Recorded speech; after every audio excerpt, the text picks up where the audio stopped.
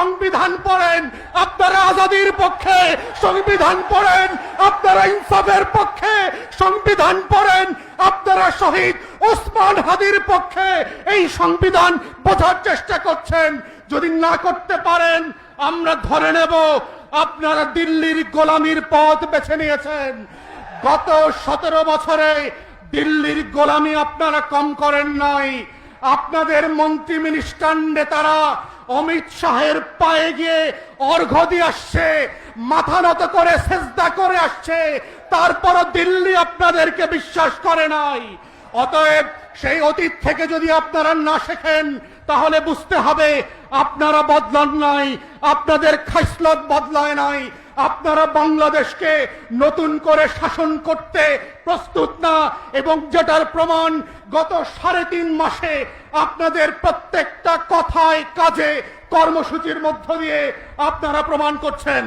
আমরা দেখেছি মাননীয় প্রধানমন্ত্রী খুবই ভালো কথা বলেন না, খুবই চুপচাপ থাকেন, কিন্তু যে কথা বলছেন সেই কথাগুলোর সাথে আমরা কাজের মিল খুঁজে পেতে চাই। পুলিশের সামনে বক্তব্য দিচ্ছেন, রাজনৈতিক কারণে পুলিশকে ব্যবহার করবার কারণে আইনশৃঙ্খলা বাহিনী ভেঙে পড়েছে। সেই অনুষ্ঠানে পুলিশের ডিআইজি বক্তব্য দিচ্ছে কিভাবে ক্লাস 7 থেকে সে জাতীয়তাবাদী জিয়ার রাজনীতি করে বিশ্বাস করে। আপনি তাকে মন্দ কিছু বলেন নাই।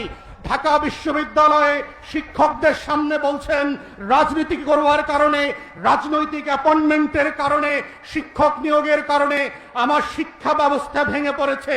সেই বিশ্ববিদ্যালয়ে আমরা দেখেছি কিভাবে আপনার ধান কাটা ভিসি চারপাশে বসেছিল আপনার অ্যাপয়েন্টেড।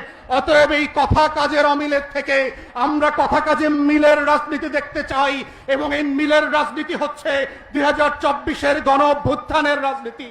এটাই হচ্ছে জুলাই সনদের সংস্কার বিচারের রাজনীতি।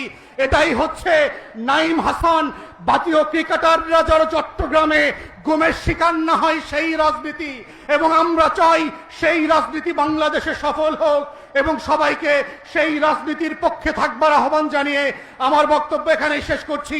আসসালামু আলাইকুম।